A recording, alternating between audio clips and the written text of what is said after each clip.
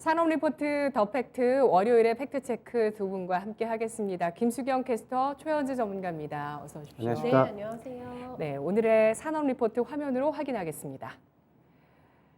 오늘의 리포트 DGB 금융그룹의 음식료 담배 업종 곡물 가격 추가 상승에 대한 염두라는 리포트고요. 투자 의견 비중 확대 제시했습니다. 지난주에 투자의 참견 시간에도 커피 관련주 알아봤던 기억이 있는데요. 오늘은 산업 리포트 시간에 업종 음식료 알아보도록 하겠습니다. 먼저 최근 곡물 가격 추이부터 살펴보고요. 또 지정학적 리스크에 따라서 앞으로 어떻게 변동할지 전망들 챙겨볼까요? 네, 양측의 군사행동이 개시가 되면서 원자재 가격의 변동폭이 확대가 우려가 지금 가중되고 있는 상황입니다. 특히 대두하고 소맥하고 옥수수하고 원단까지 해서 모두 다 우크라와 이 러시아가 주요 생산지이기 때문에 가격 변화 흐름을 좀 체크해 볼 필요가 있겠는데요. 단기 상승폭이 가장 컸던 게 대두입니다. 지금 자료를 조금 보여주시면은 대두 가격이 한때는 부실당 16달러를 넘게 올라가게 되면서 2012년 말 이후에 최고치 수준까지 올라가기도 했습니다.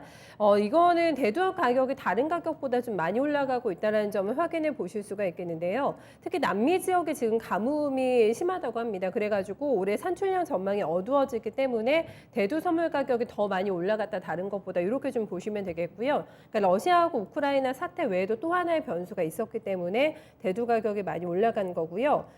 소매개 같은 경우에는 러시아가 생산일이고 우크라이나가 사회 출국입니다. 다만 아직까지 아주 가파른 상승 추세는 아닌 상황을 확인해 보실 필요가 있겠고 그래도 위쪽으로 좀 방향을 잡혀 있기 때문에 지켜볼 필요가 있다라는 판단입니다. 패널 상황이 지금 지속이 꽤 됐기 때문에 이 상승 추세를 유지했던 이런 곡물 가격도 향후 공급 차질로 인해서 단기적인 상승 리스크가 더 확대가 될 가능성 열어두고 있는 상황이고요. 그렇게 이제 되면은 결과적으로는 음식료 업체 원가 부담이 커지게 되는 상황이 발생이 되기 때문에 이런 부분은 이제 가격을 어떻게 전가시킬 수 있는지 주목하고 있고요. 다만 업체별의 민감도가 각기 다를 것이고 원가 투입 시기까지의 시차도 있을 것이기 때문에 이 부분은 감안하자고 조언하고 있습니다. 네. 같은 민족이라고 볼 수 있는 러시아와 우크라이나가 지금 전쟁을 벌이고 있습니다. 앞서서 러시아가 우크라이나의 국경 쪽에 공격을 했던 게 크림반도였고 네. 2014년에 네. 그래서 크림반도를 합병까지 했습니다. 과거에 이런 사례가 있기 때문에 네. 과연 이런 분쟁 지역 해당 지역의 분쟁 당시에 과거 사례를 봤을 때 어떤 추이를 보였다고 했는지 과거 네. 사례에서는 또 어떤 힌트를 얻을까요? 맞습니다. 이게 과거에도 좀 반복됐던 일이기 때문에 네. 과거의 사례를 한번 참고해 볼 필요가 있을 것 같은데요. 러시아하고 우크라이나는 말씀드린 대로 모두 다 이 원자재 주요 생산지이기 때문에 과거 분쟁 당시에도 변동성이 단기적으로 확대가 됐었습니다. 과거 사례로는 2008년에 러시아의 조지아 침공이 있겠고요. 2014년에는 2월 달에 크림반도 말씀해 주신 침공이 있었는데 당시에도 원자재 시장을 자극한 바가 있었습니다. 8년도에는 러시아의 조지아 남부 지역 침공 당시에 소맥은 단기 20% 수준까지 상승했다고 하고요. 크림반도 사태의 경우에는 침공 직전에 시작이 된 곡물 가격의 상승세가 거의 2달간 지속됐다라는 점을 예로 들고 있습니다. 그렇게 되면서 당시 소맥과 옥수수 가격이 각각 20%, 10%씩 상승한 경험이 있다라는 점을 언급하고 있고요. 다만 앞선 두 사례는 원자재가가 지금 빠지고 있을 때 발생했다라는 점은 이번과는 조금 다르다고 볼 수가 있겠는데요. 네. 지금 팬데믹 후유증으로 인해서 가파른 어떤 가격 상승 구간에 있다. 이런 좀 차이를 캐치할 필요가 있다라는 점 강조하고 있고요. 이미 음식료 업체가 전반적으로 원가 상승을 겪고 있다라는 점을 감안해서 부담 가중도 함께 고려할 필요가 있다라는 점 덧붙이고 있습니다. 네. 러시아, 우크라이나 지역과 밀접한 그 곡물로 소맥과 옥수수 가격을 체크하고 있는데요. 밀 가격도 역시 주목되는 게 우크라이나 쪽에서 밀을 많이 생산하기 맞아요. 때문입니다. 앞으로 전반적인 이런 곡물 가격 인상이 일어나면서 판가의 인상까지도 전이될 수 있을지 이것도 좀 주목되고 있는데 판가 인상 시기를 예상했을까요? 정확하게 예측을 하지는 않았고 시차는 좀 있을 거다 이렇게 전망을 해주고 있습니다. 원가 추가 부담이 발생할 경우에 마진에 대한 압박이 있을 것이기 때문에 이제 가격 전가로 이어질 수밖에 없는 구조라는 점을 피력하고 있고요. 그러나 이미 말씀드린 대로 작년부터 팬데믹에 따른 영향을 좀 전가를 하기 위해서 업계 전반에 걸쳐서 가격 상승이 단행한 거, 요거는 조금 문제가 될 거라고 보고 있는데요. 때문에 제품가 인상에 대한 추가적인 시간이 좀 다소 필요할 거라고 봤습니다.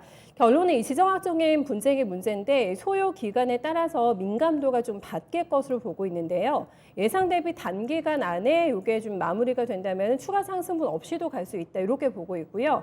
다만 장기화가 되면서 소맥 수확 시기가 6월에서 7월이라고 하고 옥수수 같은 경우는 가을경입니다. 9월부터 10월까지라고 하는데 이때까지 사태가 끝나지 않고 영향이 장기화될 경우에는 충격은 확대될 가능성이 있다 이렇게 점검하고 있고요.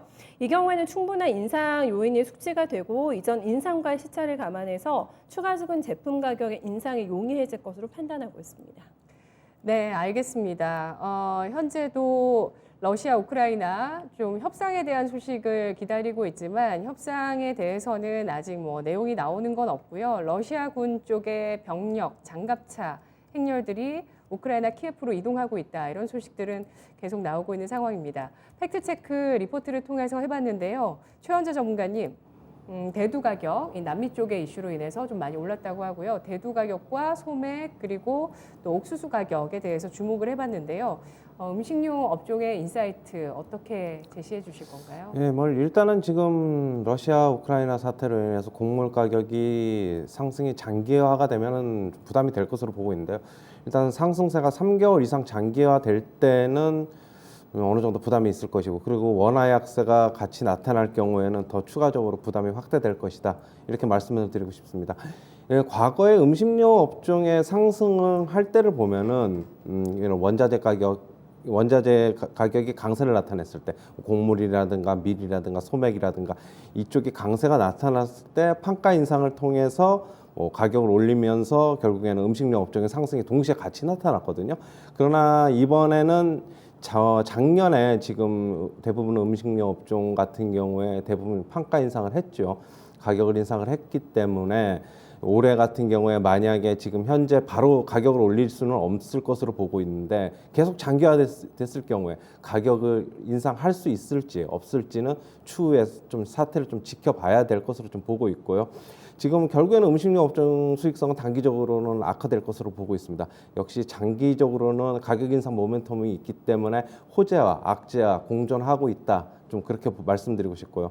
역시 판가 인상 시 원재료 부담 같은 경우 원재료 부담 커버는 가능하겠다 말씀드리고 싶고요.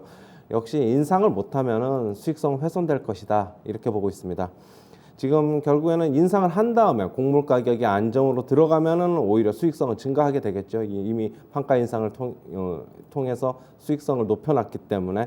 그다음에 이제 곡물가 상승에 따른 가격 인상은 결국엔 사료업계에서 가장 빠르게 나타날 수 있다고 보고 있고요. 최근에 팜스토리라든가 뭐 그런 쪽의 상승이 나타난 게 그거의 원인입니다. 그리고 최근에 유가 상승도 음식료 업종에는 좀 부담스러운 상황인데, 결국에는 물류비 상승이 결국 수익성에 부정적인 영향을 끼칠 것이다, 이런 전망입니다. 그다음에 원가 부담은 올해 상반기까지 이런 이유로 계속적으로 조금씩 이어질 것이다, 이렇게 말씀드리고 싶습니다. 네. 뭐 상반기에는 원가 부담이 있을 것이고, 그러면 하반기 들어서는 판가 인상을 기대한다는 말씀이세요? 저는 판가 인상도 쉽지 않을 것이다, 그렇게 보고 있는데, 작년에 네. 일단 올렸기 때문에 추가적으로 또 한 번 올릴 수 있을까, 좀 그렇게 보고 있고, 만약에 올린다면은 과연 소비자들이 그렇게 제품 구입을 예전만큼 적극적으로 하면 다행인데, 만약에 조금이라도 매출에 영향이 있으면은 뭐 어떻게 매출과 수익성에 약간 훼손이 될 것으로는 보고 있습니다. 그리고 지금 소맥 가격이 지금 별로 안 올랐는데, 지금 우리나라의 라면 업체들 같은 경우에는 러시아, 우크라이나에서 소맥은 대부분 이제 사료 쪽으로 쓰고 있거든요. 그러면은 이제 우리나라에서 쓰는 이제 음식료 쪽에 들어가는 소맥은 미국하고 캐나다 쪽에서 주로 받고 있어가지고 아직까지 영향이 좀 덜한데, 네. 지금 이쪽에 러시아, 우크라이나 사태로 인해서 그냥 사료업 쪽에 소맥 가격이 오른 거가 나중에 이제 일반 우리 식료품 쪽에서 오르는 소맥 가격도 같이 오르게 될 경우에는 라면 업체도 추가적으로 좀 부담이 있을 것이다, 이렇게 말씀을 드리고 싶습니다. 네, 우리나라는 러시아, 우크라이나산 소맥을 사료에 주로 쓰는군요. 사료, 이 동물들, 돼지들도 도토리를 먹는다고 하더라고요. 알고 계셨어요? 네. 아, 저는 이거 듣고 또 새롭게 좀 받아들여졌는데, 알겠습니다. 이 소맥, 한 가지 더 팩트 체크를 해드린다면, 소맥, 맥이 보리맥자잖아요. 그래서 보리라고 생각을 했는데, 소맥 밀입니다. 예, 여러분. 작은 그 보리가 밀이고, 그리고 대맥이라고 해서 알이 큰 게 보리, 이 대맥을 보리라고 한다고 합니다.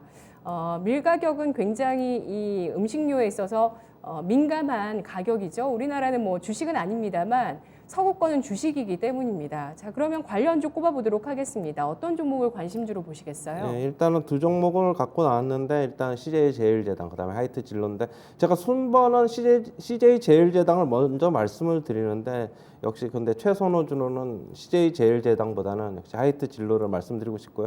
일단 CJ 제일제당부터 먼저 말씀을 드리면은 지금 판가 인상이 전가가 가능한 높은 시장 지배력을 갖고 있어서 긍정적이고요. 지금 사료 첨가제 사업을 하고 있습니다. 그래서 가격 인상 통한 실적 개선이 기대가 되고 있고요.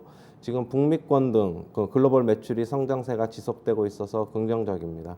그 다음에 하이트 진로 같은 경우에는 최근에 이제 소주 가격 인상을 했죠. 소주 가격 인상으로 매출과 이익이 성장이 전망이 되고 있습니다. 그 다음에 이제 세율 인상으로 맥주 가격 인상 가능성도 어느 때보다 지금 높아지고 있어서 긍정적으로 보고 있고요. 결국에는 위드 코로나로 지금 주류 판매 증가가 예상이 되어서 긍정적입니다. 네. 결론적으로는 앞으로의 판가 인상 모멘텀을 보기보다는 기존의 판가 인상을 한 기업, 이거다 글로벌적인 지배력이 있는 기업을 보자는 의견이시네요. 네, 맞습니다. 그리고 CJ 제일제당보다 하이트 진로를 더 우선적으로 친 거는 역시 뭐 기존의 지금 곡물 가격 인상에서 좀 한 발짝 비켜서 있기 좀 때문입니다.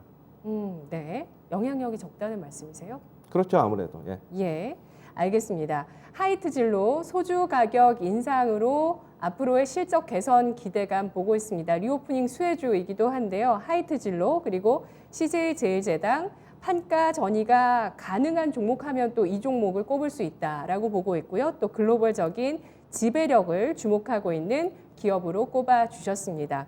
증권사에서는 이 러시아 우크라이나 이슈에 따라서 소맥과 또 옥수수 가격에 대해서 주목하고 있는데요. 앞으로 판가 전이 가능성에 대해서 여러 의견들 함께 들어봤습니다. 오늘 분석 여기까지 하겠습니다. 고맙습니다. 네, 감사합니다. 감사합니다. 네, 산업 리포트 더 팩트였습니다.